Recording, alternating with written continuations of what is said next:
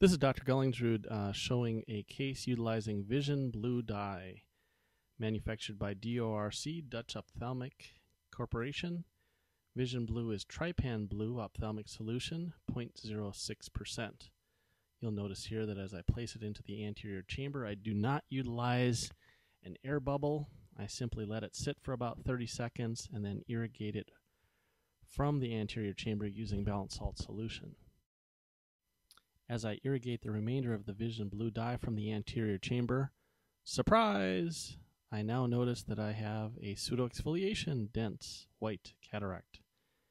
I'm going to buy some time here by injecting the dispersive viscoelastic. I know that this type of cataract is more prone to problems, including posterior capsular tears and subluxation into the vitreous.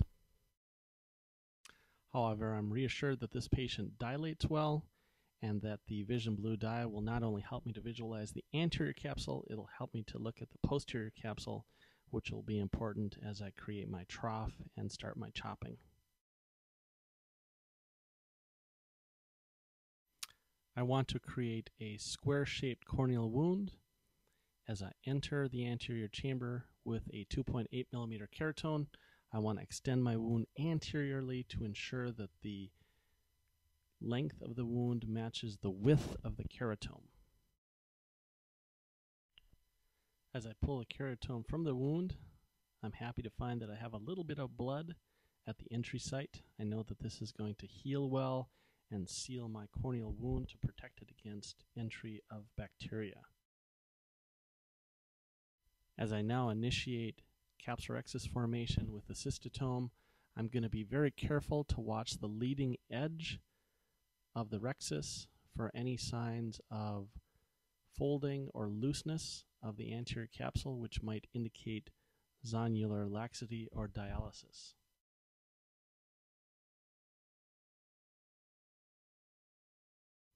Instead of taking a typical 3 or 4 grasp capsulorhexis technique, I'll take more.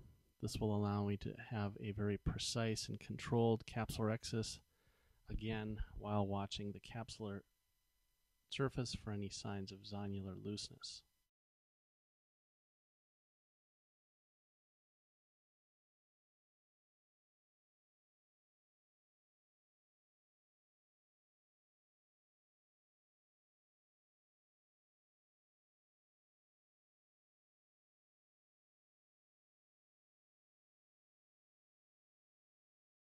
As I now attempt hydrodissection, I know that I'm not going to do much, but you'll notice that suddenly some milky cortex comes in front of the dense nucleus.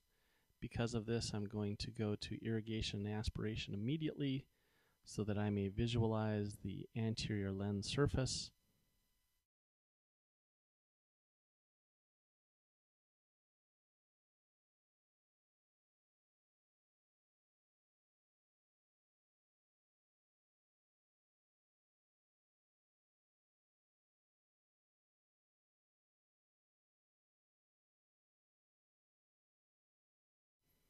As I enter the anterior chamber with the phaco probe, you'll notice that I'll enter bevel down. I'll vacuum the anterior surface of the lens nucleus.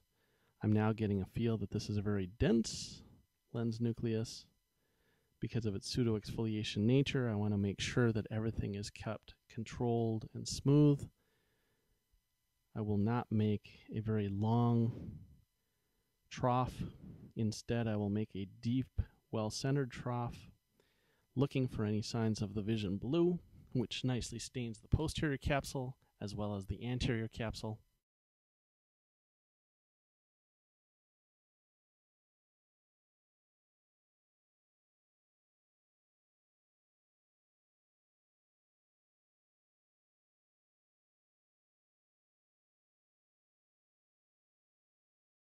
As I phaco deeper through the lens nucleus, my groove now shows some blue of the posterior capsule. I know that I've now gone deep enough, and I will attempt to crack the dense lens nucleus. These nuclei tend to have a leather posterior surface, which makes it difficult to separate, but I'll be fairly aggressive in trying to achieve separation.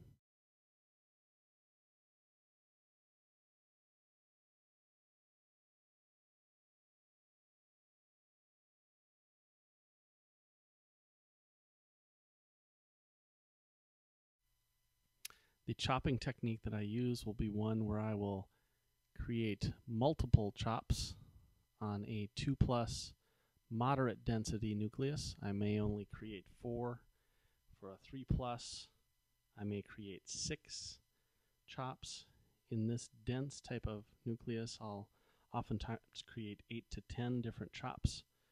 I'll oftentimes leave them in the posterior capsule, thus ensuring that the bag is kept inflated.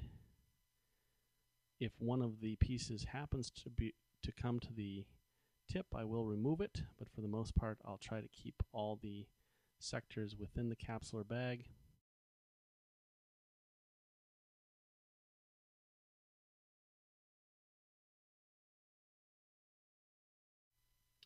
One nice thing about this dense nucleus is that it's chopping quite well.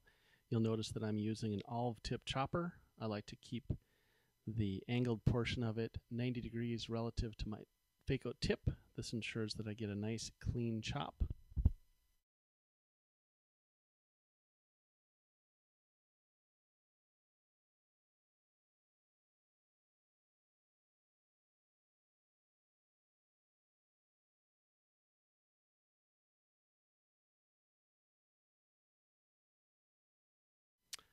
I've now started to remove some of the smaller sections of the dense lens nucleus, and you'll notice that I'm going to want to keep that bag inflated, so I'm going to grab my dispersive viscoelastic and place it through the paracentesis port.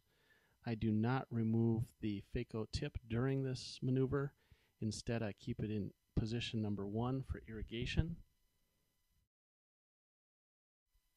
The reason that I do this is that I do not want the bag to prolapse forward to my phaco tip, thus creating a posterior capsular break. This is all done for safety reasons.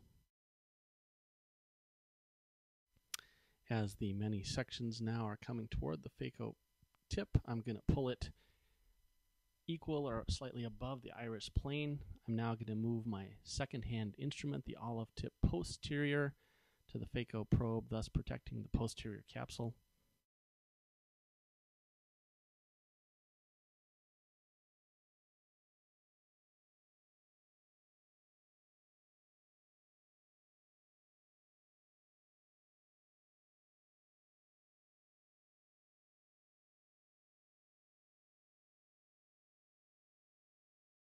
As I now enter the end of the nucleus removal, you can see that the posterior capsule is intact.